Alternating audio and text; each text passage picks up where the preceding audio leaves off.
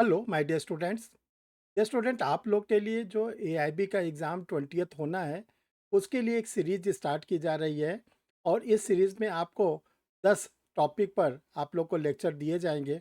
और 10 टॉपिक जो आप लोग को लिए सिलेक्ट किया गया है, उसमें आप लोग ध्यान रखिएगा, ये 10 टॉपिक से 75 नंबर के क्वेश्चन ज़रूर और ज़रूर मिलेंगे आप लोग को। तो आप लोग की जो प्रिपरेशन कराई जा रही है, वो 75% यानी कि 75 नंबर आप ज़रूर और ज़रूर इसमें से पाएंगे। इसी को लेकर आज आप लोग के बीच में इसका पहली क्लास स्टार्ट होती है एआईबी 20 की कॉन्स्टिट्यूशन ऑफ इंडिया।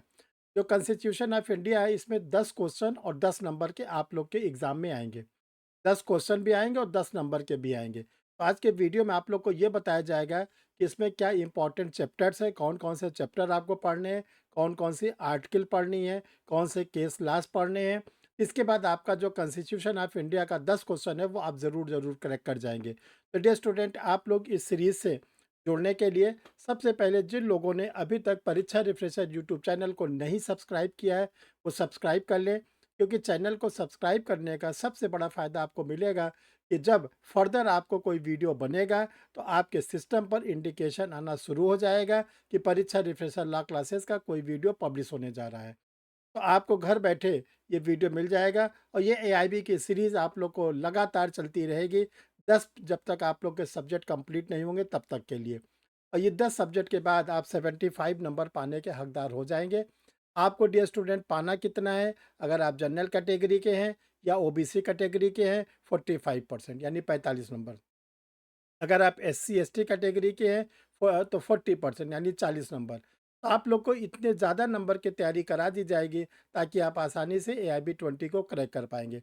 देखिए, एआईबी का एग्ज़ाम निकालना बहुत ज़्यादा ज़रूरी हो गया है। इसको आप नहीं निकालते हैं तो आपके लिए आगे बहुत बड़ी दिक्कत आ जाएगी। तो चलिए डियर स्टूडेंट, आज हम लोग देखते हैं कि जो कॉन्स्टिट्यूशन ऑफ इंडिया है, इसमें कौन कौन से ऐसे टॉपिक है जिनकी स्टडी करने से हमारा एआईबी 20 क्लियर हो जाएगा। तो डियर स्टूडेंट, आप लोग के लिए जो इंपॉर्टेंट चैप्टर सेलेक्ट किए गए हैं, उसके एक एक नाम को हम बताते हैं। फॉर्मेशन ऑफ कॉन्स्टिट्यूशन, भारत के संविधान का निर्माण। तो देखिए, इस चैप्टर में फॉर्मेशन ऑफ कॉन्स्टिट्यूशन में हम लोगों को ये पढ़ना है कि जो संविधान सभा की पहली बैठक हुई थी 9 दिसंबर 1946 को, वहाँ से लेके हम लोगों को 26 जनवरी 1950 तक पढ़ना है। इसमें जितने भी डेट्स आई हैं, 9 दिसंबर 1946 को पहली बैठक हुई डॉक्टर सच्चिदानंद सिन्हा के चेयरमैनशिप में, जो इसके टेम्परेरी अध्यक्ष थे। 2 दिन के बाद इसकी दूसरी बैठक हुई 11 दिसंबर 1946 को, जिसमें डॉक्टर राजेंद्र प्रसाद इसके परमानेंट संविधान सभा के स्थायी अध्यक्ष बनाए। फिर 2 दिन के बाद यानी कि 13 दिसंबर 1946 को, 13 दिसंबर 1946 को जो हमारे उस समय अंतरिम प्रधानमंत्री थे जवाहरलाल नेहरू ने उद्देश्य प्रस्ताव रखा। उसी उद्देश्य प्रस्ताव पर हम लोग का संविधान बनना शुरू हुआ। और संविधान बनते बनते 2 वर्ष 11 माह 18 दिन के बाद वो दिन भी आ गया जब हमारा संविधान बन के तैयार हो गया। और वो तिथि थी, वो डेट थी 26 नवंबर 1949, 26 नवंबर 1949। उस डेट को हमने संविधान को ग्रहण कर लिया। इसको हम लोग बोलते हैं date of adoption of constitution of India, संविधान के ग्रहण की तिथि, संविधान पर हस्ताक्षर की तिथि। और इसके बाद फिर 26 जनवरी 1950 को ये संविधान हमारे लिए बनकर जो तैयार हुआ था, इसको हम लोगों ने लागू कर दिया, आम जनता के लिए लागू कर दिया। तो 26 जनवरी 1950 को हम लोग बोलते हैं date of enforcement, republic day.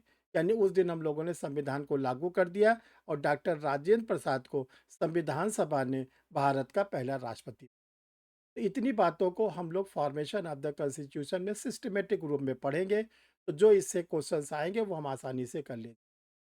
फिर है दूसरा topic, nature of constitution of India, Bharat के संविधान की क्या प्रकृति है और इसके क्या फीचर्स है। तो प्रकृति में हम लोग को बस एक चीज़ ध्यान रखना है कि जो हम लोग का कॉन्स्टिट्यूशन है, वो फेडरल के साथ यूनिटरी फॉर्म में है, यानी mixture of federal plus unitary, संघात्मक के साथ एकात्मक संविधान हम लोगों का है।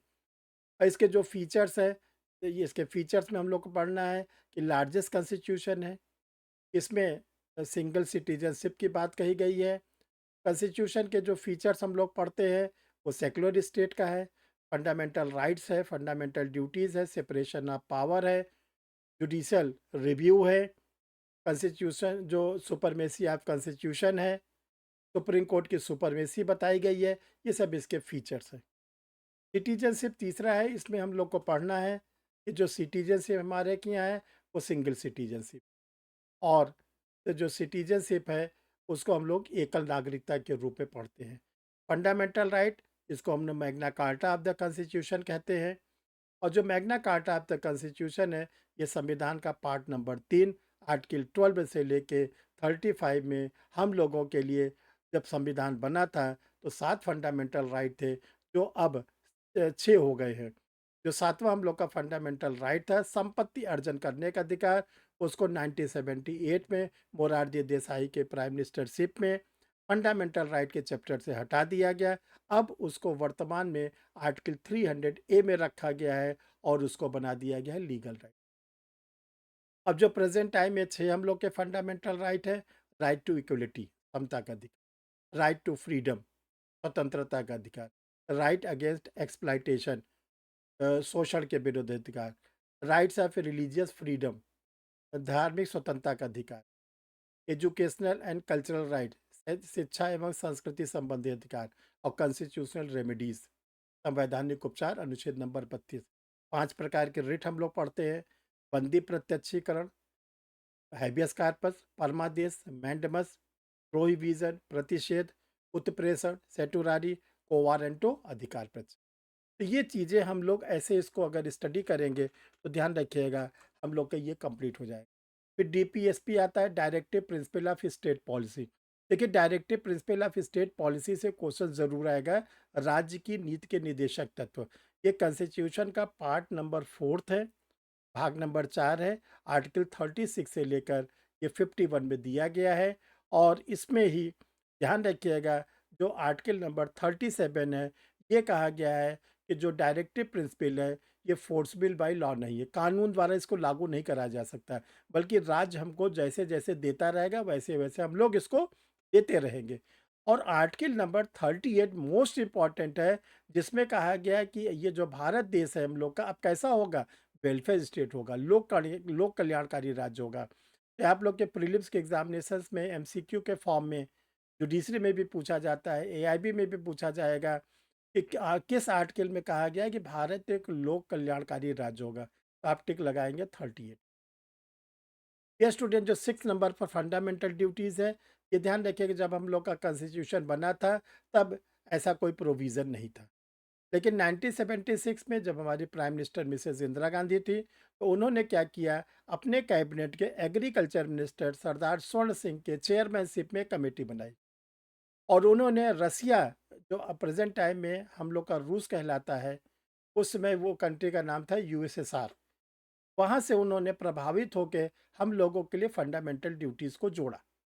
तो जो फंडामेंटल ड्यूटीज़ है, जिसको हम लोग कहते हैं मूल कर्तव्य, ये सरदार स्वर्ण सिंह कमेटी की रिपोर्ट के बेसिस पर 42वें संविधान संशोधन 1976 के द्वारा संविधान में एक नया चैप्टर जोड़ा गया, 4th ए, और उस नया आर्टिकल जोड़ा गया 51A, और 10 फंडामेंटल ड्यूटीज़ हम लोग रखी गई। बाद में 86 कॉन्स्टिट्यूशनल अमेंडमेंट 2002 के द्वारा एक नया फंडामेंटल ड्यूटी जोड़ी गई, 11वां, जिसमें यह कहा गया कि जो 6 साल से 14 साल तक के बच्चों के माता पिता या गार्जियन है, उनके ऊपर ड्यूटी इम्पोज की जाती है कि वो अपने बच्चों को घर पर न बैठाएं बल्कि उनको स्कूल भेजें। तो प्रेजेंट टाइम में हम लोगों के लिए 11 फंडामेंटल ड्यूटीज़ हैं। ये स्टूडेंट, इसमें आप लोग 7th नंबर पर प्रेसिडेंट और वाइस प्रेसिडेंट के बारे में पूरा स्टडी करेंगे, राष्ट्रपति उपराष्ट्रपति के बारे में। 8वें नंबर पर लोकसभा राज्यसभा के बारे में पूरा स्टडी करना है। 9th नंबर पर councils of minister including prime minister, यानी कि जो संघ की मंत्रिपरिषद है, जिसमें कैबिनेट मंत्री, राज्य मंत्री स्वतंत्र प्रभार और राज्य मंत्री 3 आते हैं, और प्राइम मिनिस्टर के बाद। देखो, जुडिशरी पे हमको 10 नंबर पे पढ़ना है, सुप्रीम कोर्ट, हाई कोर्ट और सबऑर्डिनेट कोर्ट। जजेस का अपॉइंटमेंट कैसे होता है, जजेस अपना रिजिग्नेशन किसको देते हैं, जब पद के दौरान जजेस को हटाया भी जा सकता है, और इसके साथ साथ जजेस की क्या सैलरी होती है। फिर द गवर्नर ऑफ स्टेट 11वें नंबर पर पढ़ना है। जो राज्यों के राज्यपाल होते हैं 12वें पे द स्टेट काउंसिल है, काउंसिल्स ऑफ मिनिस्टर और चीफ मिनिस्टर के बारे में। 13 नंबर पे जो इमरजेंसी प्रोविज़न है, national emergency, state emergency, financial emergency, ये तीनों को हम लोग को स्टडी करना है। 14 नंबर पर आर्टिकल 368 को पढ़ना, amendment process of the constitution, संविधान में संशोधन की प्रक्रिया। 15 नंबर पर जम्मू और कश्मीर राज्य को पूरा पढ़ लीजिएगा। ये जो जम्मू कश्मीर राज्य है वो प्रेजेंट टाइम में जो यूनियन टेरिटरीज में बदल गया है। और 16 नंबर पे 12 जो शेड्यूल्स है उनके बारे में हम लोग को स्टडी करना है। 17 नंबर पे जो प्रेसिडेंट ऑफ इंडिया अध्यादेश जारी करते हैं, ऑर्डिनेंस जारी करते हैं आर्टिकल 123 में, जिस जिसकी वैलिडिटी 6 मंथ रहती है। इसी प्रकार जो हमारे गवर्नर है अनुच्छेद 213 में वो भी ऑर्डिनेंस जारी करते हैं जिनकी वैलिडिटी रहती है 6 मंथ। अटॉर्नी जनरल जो 18 नंबर पर है, जिसको हम लोग कहते हैं महान्यायवादी, आर्टिकल 76 में है, भारत का प्रथम विधि अधिकारी, first legal person of the India, ये आपके एग्जाम में आता है। एडवोकेट जनरल, ये फर्स्ट क्या नाम है legal person of the state, ये आप लोग के एग्जाम में आएगा। Election commission, finance commission, public service का, इससे भी क्वेश्चंस आपके एग्जाम में जरूर आते हैं। देखिए 20वें नंबर पर बिल पढ़ना है, जिसको हम लोग कहते हैं विधेयक। 3 प्रकार का होता है, ordinary bill, money bill, finance bill. Ordinary bill जिसको हम लोग साधारण विधेयक कहते हैं, आर्टिकल 107 में है। मनी बिल आर्टिकल 110 में है। और फाइनेंस बिल आर्टिकल 112 में है। देखिए इसमें एक बहुत इंपॉर्टेंट क्वेश्चन है कि ज्वाइंट सेशन, तो जो ज्वाइंट सेशन होता है वो आर्टिकल नंबर 108 में दिया गया, आर्टिकल 108 में दिया गया। ज्वाइंट सेशन के जो चेयर बुलाते हैं वो प्रेसिडेंट ऑफ इंडिया बुलाते हैं। जो इसकी चेयरमैनशिप करते हैं स्पीकर ऑफ द लोकसभा करते हैं। अगर वो किसी कारण से नहीं है तो डिप्टी स्पीकर। 3 बार अब तक ज्वाइंट सेशन हो चुका है। 1961 में डाउरी प्रोविजन एक्ट को लेकर, 1978 में बीएसआरबी के गठन को लेकर, 2002 में पोटा को लेकर। तो ये चैप्टर अगर आप कंप्लीट करते हैं तो आपका जो 10 नंबर होता है वो ज़रूर और ज़रूर आप पाने के हकदार हो जाए। ये स्टूडेंट आप लोग को बताना चाहते हैं कि जुडिशरी का, एपीओ का और हायर जुडिशियल का एक नया बैच आप लोग के लिए स्टार्ट हो रहा है। परीक्षा रिफ्रेशर ऑनलाइन लॉ क्लासेस पे 7 मई 2025 से। और ये ध्यान रखिएगा, ये बहुत ही इंपॉर्टेंट बैच आप लोग के लिए स्टार्ट हो रहा है। इसलिए स्टार्ट हो रहा है कि जो इसमें अपना सब्सक्रिप्शन लेंगे, जो स्टूडेंट इस बैच को ज्वाइन करेंगे, उनका जो ड्यूरेशन रहेगा वो 36 महीने का रहेगा, 3 साल का। सिविल जज और हायर जुडिशल वालों का ये बेनिफिट आज तक कभी भी आप लोगों को नहीं मिला। आगे मिलेगा कि नहीं मिलेगा इसके बारे में हम नहीं कह सकते, लेकिन अगर इस बैच को आप ज्वाइन करेंगे तो आपकी वैलिडिटी जो होगी वो 7 मई 2028 तक बनी रहेगी। ऐसा सुनहरा अवसर डियर स्टूडेंट आप लोग को फिर नहीं मिलेगा। देखिए पब्लिक जो परीक्षा रिफ्रेशर लॉ क्लासेस का अपना पब्लिकेशन विंग है, उससे आप लोग के लिए लॉ के नोट्स पब्लिश हुए हैं। और आप लोग के लिए जनरल स्टडीज़ में मेगा नोट्स पब्लिश हुआ है, history, geography, economics, science, tech, polity, Indian national movement, बहुत इंपॉर्टेंट नोट्स है, आप इसको मंगा के पढ़ सकते हैं। ये स्टूडेंट आप लोग के लिए एआईबी के लिए क्लासेस भी स्टार्ट कर दी गई हैं, ऑल इंडिया बार के एग्ज़ाम के लिए जो 20th है। और आप लोग के लिए गाइड भी पब्लिश कर दी गई, जो गाइड है वो डिग्लॉट एडिशन, डिग्लॉट एडिशन में है।